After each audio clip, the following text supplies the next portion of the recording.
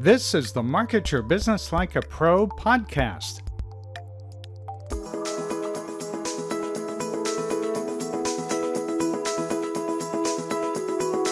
Welcome to the Market Your Business Like a Pro podcast with Ken Countess. Ken is an internationally recognized marketing expert. This podcast will give you tips on how to market your business more effectively than ever before to help you make more money, whether you're just starting out or have been in business for years. And now, here's Ken Countess.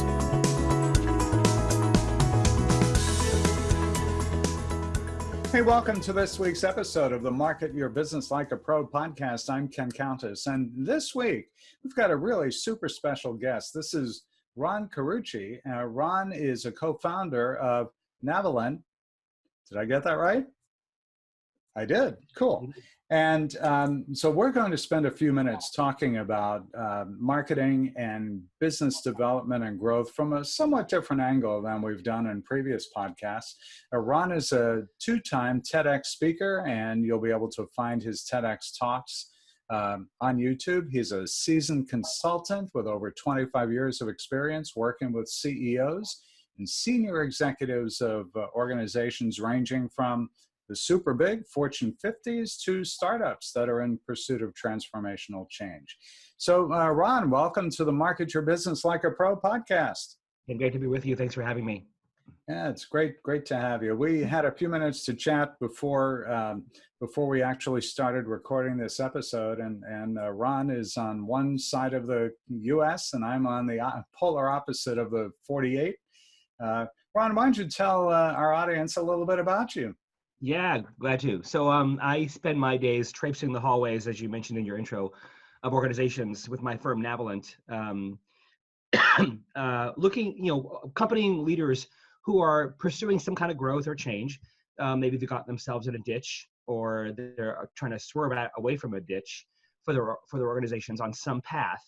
And our job is to help them figure out strategically, organizationally, culturally, or as a leader, how to navigate that turbulence and how to, set their business and set their organization on the path they want it on.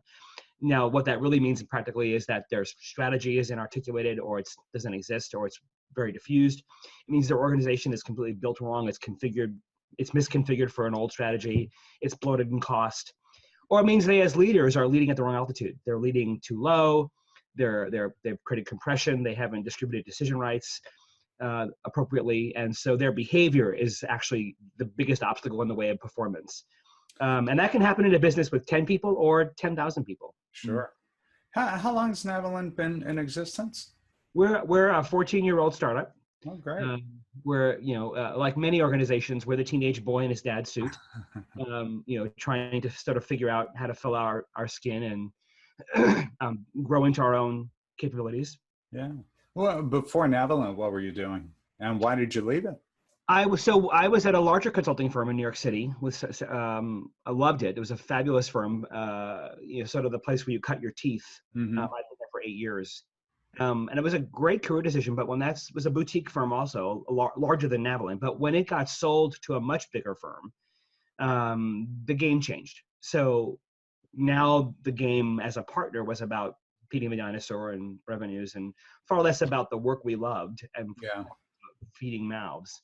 And a couple of us at the firm at the time thought, gosh, we still love this work. We're so passionate about organizational change and helping leaders be successful. We don't really like feeding the dinosaur. So we can go do this on our own. We can go take the dream of this work as a craft and go do it ourselves. So that's what we did. Mm. That's great. And certainly with 14 years under your belt as an independent, or as you called it, a startup. I chuckled when you said startup. At 14 years, I kind of wonder, is it still startup? But you've outlasted many of the folks who, go off on their own and hang out their own shingles. So clearly you're doing something right, both for you and your clients.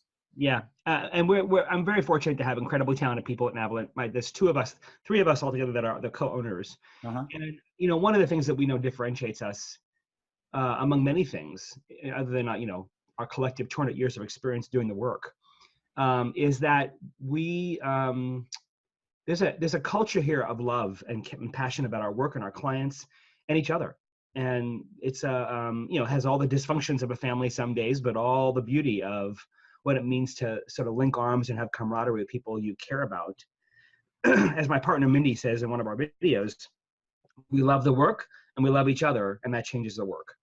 And I think that's why we get pursued a lot for, when we began the firm, organizational work, OD, it was not a nation field, but it wasn't booming. But what's happened, and this is, relevant to your audience, what happened over the 14 years that we paid attention to a little bit, but probably not as much as we should have, was I can't even describe the number, Ken, the numbers of hundreds of thousands of people that hung out leadership coaching shingles, that hung out organizational shingles, the number of big firms that entered the space, who they would dabble in, Bain and McKinsey and those guys dabbled in it at best. Now, from when we all began our career, when we were the only ones doing this as a center of plate discipline, it's now ubiquitous. Yeah. Gazillions have entered the space, not with the same experience levels, not with the same training, not with the same depth, but to the naked consumer, we all look the same. Mm-hmm. And that's a bit of new, I say 14-year-old startup only because there's a restart involved for us to say, wait a minute, this game has changed. We're not playing on the same landscape where there were only a few options to do this work if you actually believed you wanted to do it. Now everybody tells you they need to do it, and everybody tells you they can do it.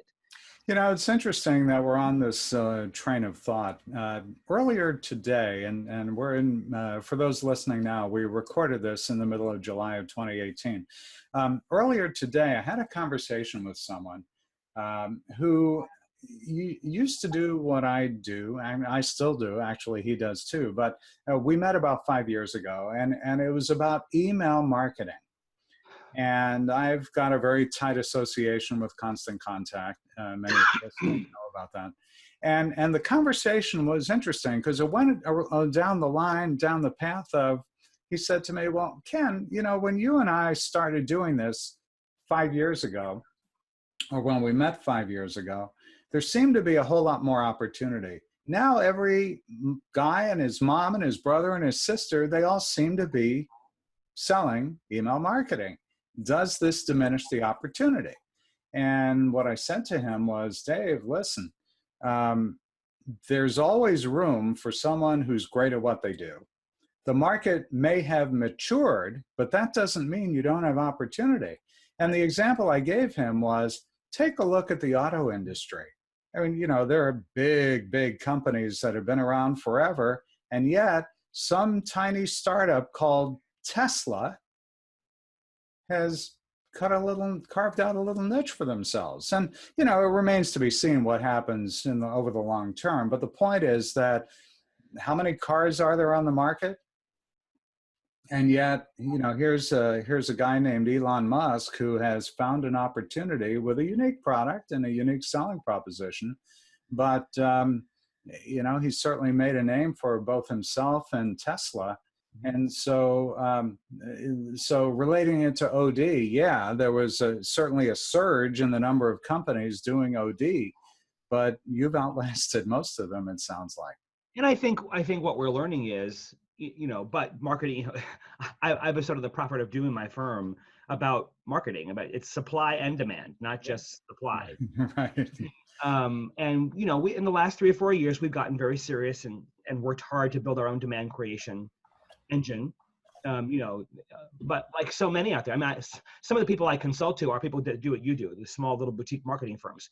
And I think there's a lot of people that do what I do, there's 10 more times people do what you do out there.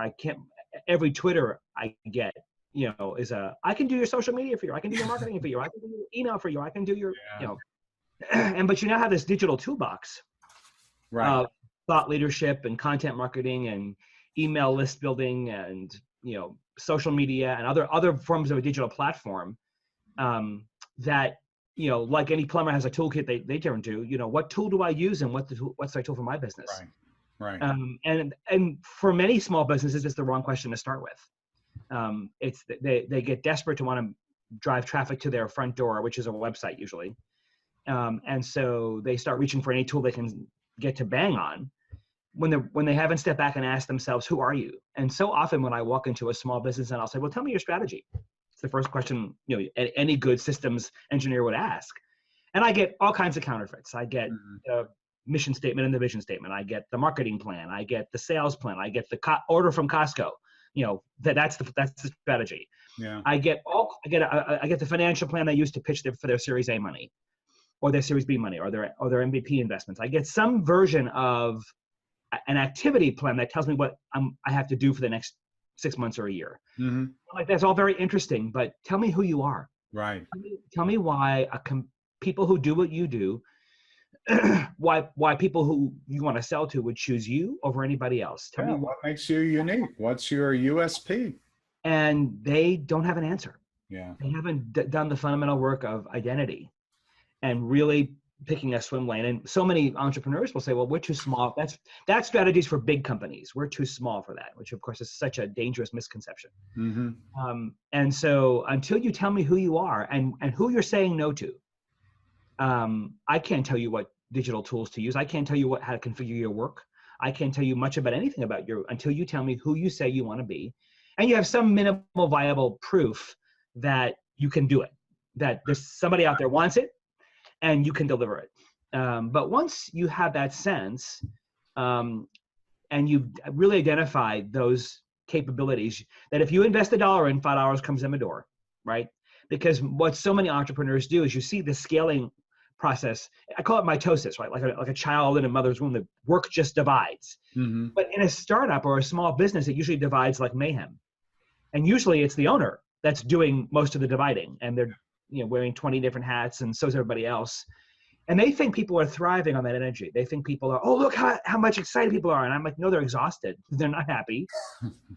And they let the work divide, and they just bolt on people, and they just start hiring bodies. And then before they know it, they've gone from 5 people to 20 people to 100 people, and all doing jacks of all trade, master of none activities.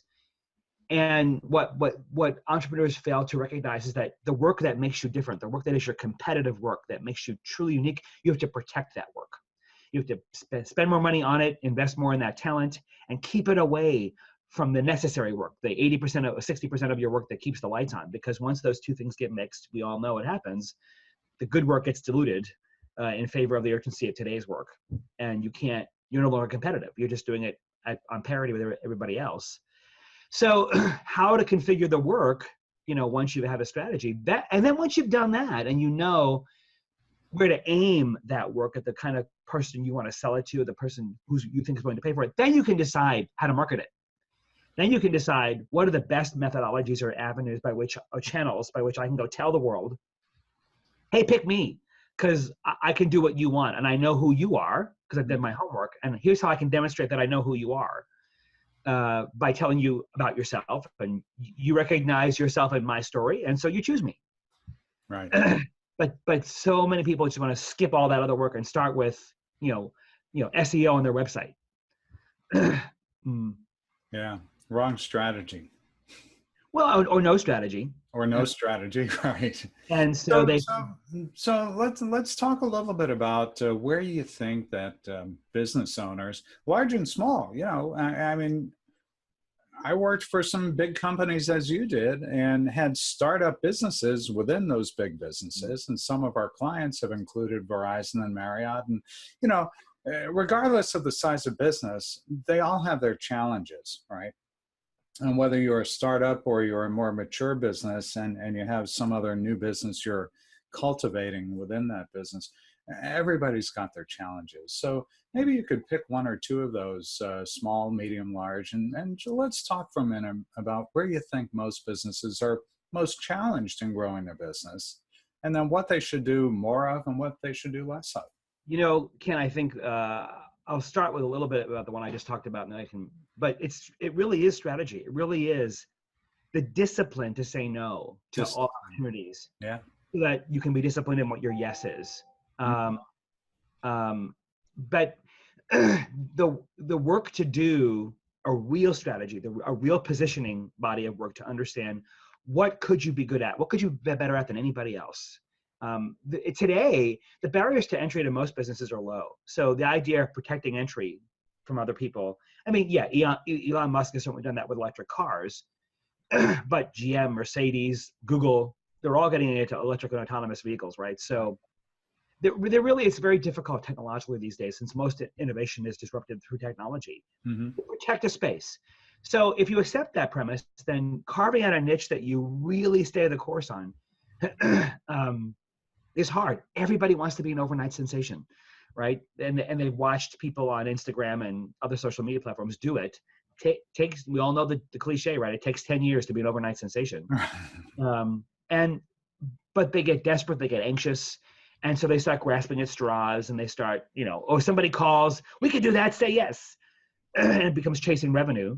Right. And they don't realize how they're diluting their future, and they're mortgaging their future by taking all the revenues they can take. We've all heard that. I'm sure you've heard lots of your guests say it. They tell themselves, well, I'll just do it this year just to get some capital. And then when I have enough capital, I'll get disciplined, and I'll focus on the things that I know I really should be good at and get clear. And by then I'll know more about the marketplace, and then I can be more informed. And it's all just rationale for not wanting to say no now, in the benefit of saying the right yes later.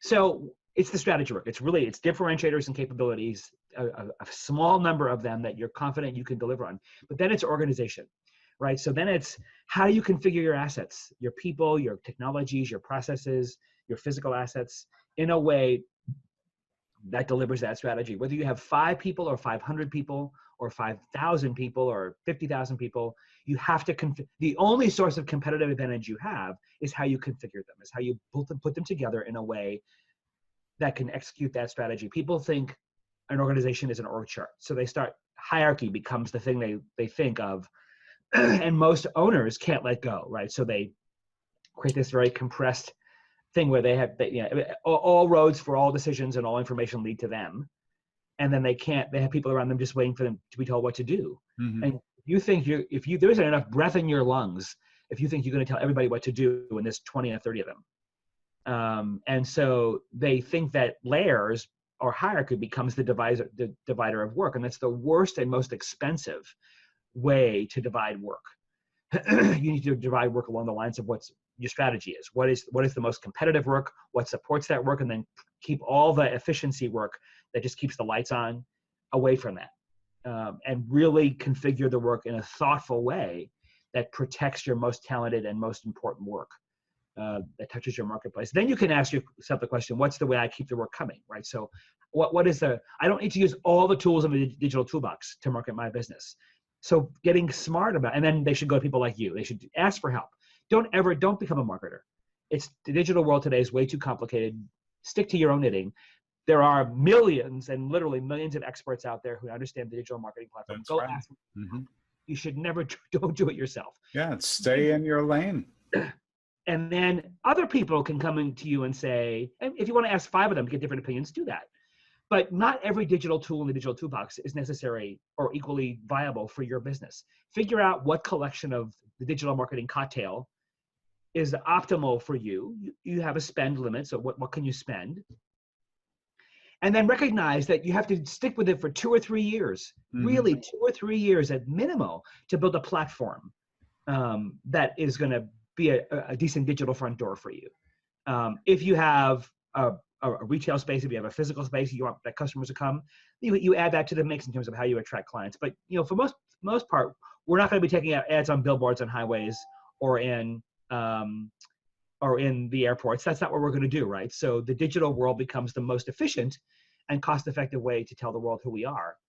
But it's not Instagram. You're not going to advertise one night and the next day have 1 million people on your email list. Right. So you have to. I think you bring up a good point, because I think so many people expect to get that instant success. And if that ad didn't generate, 50 new customers within 10 minutes, it's a failure. And that's not what marketing's about. It's, creating a mechanism where you increase exposure and develop trust and do all of those kinds of things. And these things take time. Yeah. Well, I learned that 3 years ago. I hired a coach. For me, I decided that I was feeling the wheel churning work. Yeah. Of thinking I was doing everything I could do, to promote Navalent, to use my platform and my thought leadership as one of our levers, and not understanding why it wasn't working, not understanding why I wasn't getting those results. I'd written 8 books and I'd done all this speaking, and so I thought, okay, I need to take my own medicine here. I need to hire someone to come and diagnose me the way I would do to any client, and that was hard. But she's a phenomenal coach, and I've now working with her for 3 years. And what I learned mostly was I had no clue what to do. Not only was I not doing the right things, I wasn't even near the right galaxy of activities. Yeah. And I think so often we lull ourselves into a sense of security, and we say, you know, I've been doing this a long time. I know what to do. And you look in the mirror, and the guy or gal looking back at you goes, hey, you're pretty good at what you do. And it isn't until you go ahead and enlist other people who are expert and that you know, may reveal some, as you pointed out, things you were doing wrong, things you were leaving out, things that you could do better. We hire coaches too. Every year I focus in a different area, and it's amazing what you learn about yourself, and the goods and the bad and the ugly. And when you heed the advice, often it helps you really accelerate your growth. And then you could take that information, for example, what you've learned from your coach, what I've learned from our coaches, and disseminate that, convey that to your own clients, and enable them to benefit. That makes you more valuable to them too. And I have, over the last 3 years, quoted her, passed her advice on, sent plenty of clients to her, because I think, part of me thinks, why did I wait so long to ask for help? Yeah. One of her opening of her 7 findings in her diagnosis, I remember like it was yesterday, sitting here at my desk reading her report, like sweating. And, oh my gosh, this is what it's like to be. This is what it's like to be on the other side of me. Yeah. And one of them was, if your goal was to be the best kept secret in consulting, you've done marvelously.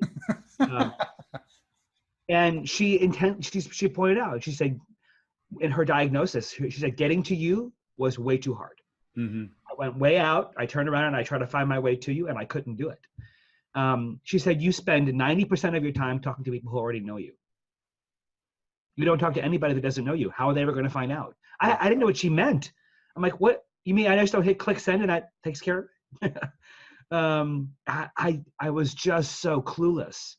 The thing that I tell my colleagues and my friends in my even though I've learned a truck ton in 3 years, mostly what I continue to learn, Ken, is how much I don't know.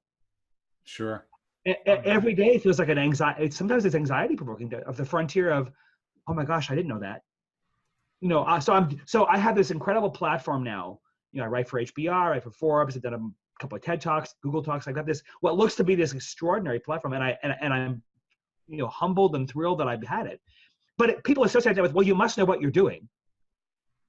And yeah, maybe, but maybe I don't. Well, things change, things evolve. And, I think that you've gotten this enlightenment that says, you know what, I've always got to be learning and pursuing new things and understanding what's going on. And that's so critical. I mentioned this before we actually started recording this session.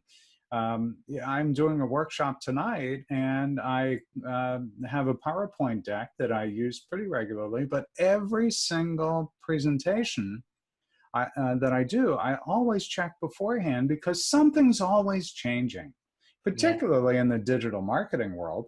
And so, what I included in the deck that I'll be presenting today included something about, it was a Facebook ad in ad age. We used to be advertising age.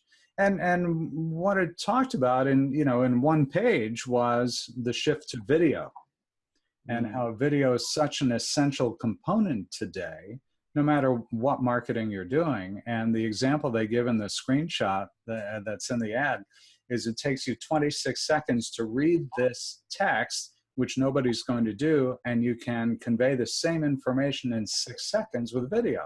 Now, the numbers may be off a little bit, but the point is that didn't even enter the discussion 5 years ago. Yep.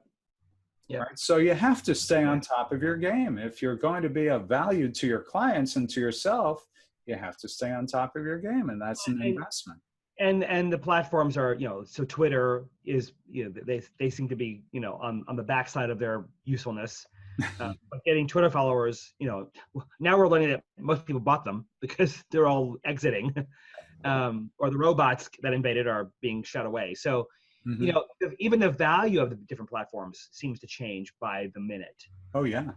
And so if you don't, and then Google, if you really are going to rely on search, the algorithms change by the week, and what the rules are that Google is curating the world's content. Google decides how relevant you are to people who could be looking for you. Right. Now you can pay them to decide that you're most relevant. You can pay them a lot to decide you're the most relevant.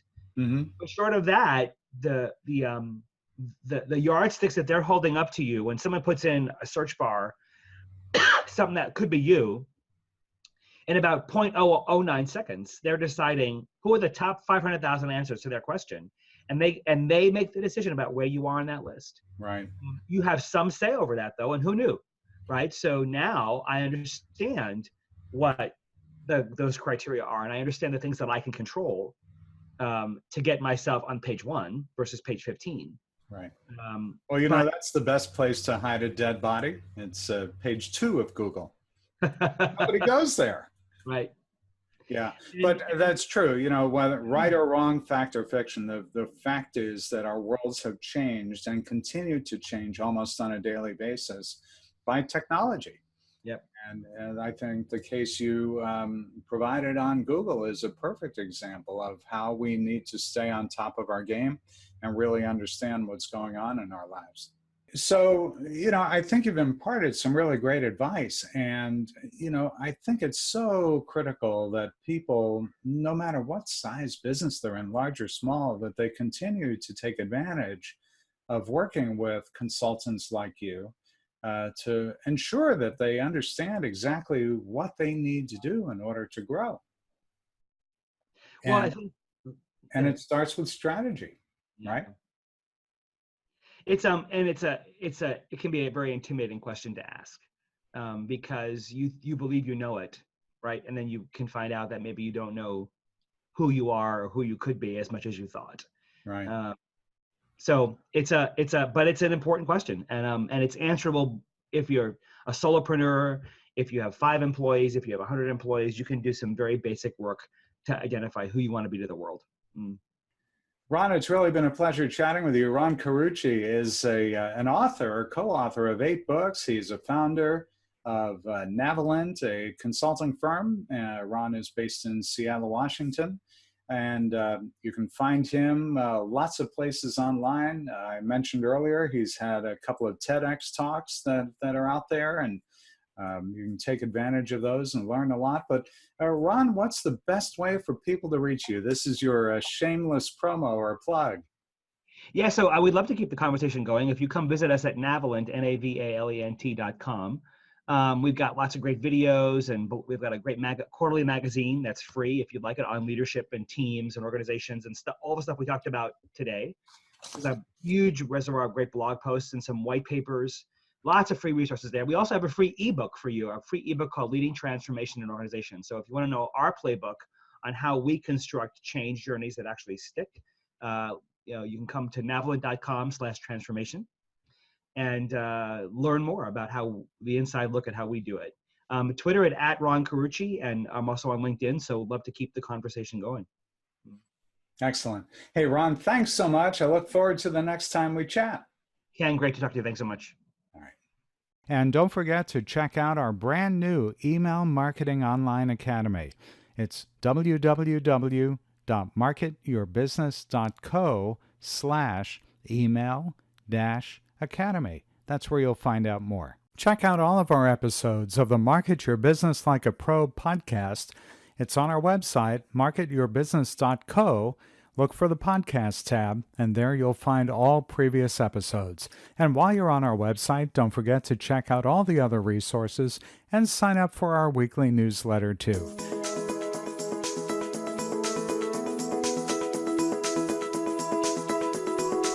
Thanks for listening to the Market Your Business Like a Pro podcast with Ken Countess. Be sure to visit marketyourbusiness.co to access show notes, discover our fantastic content, and sign up for our mailing list. Have questions? Send Ken an email, ken@thecountessgroup.com, ken@thecountessgroup.com, or Twitter @CountessGroup. See you next time.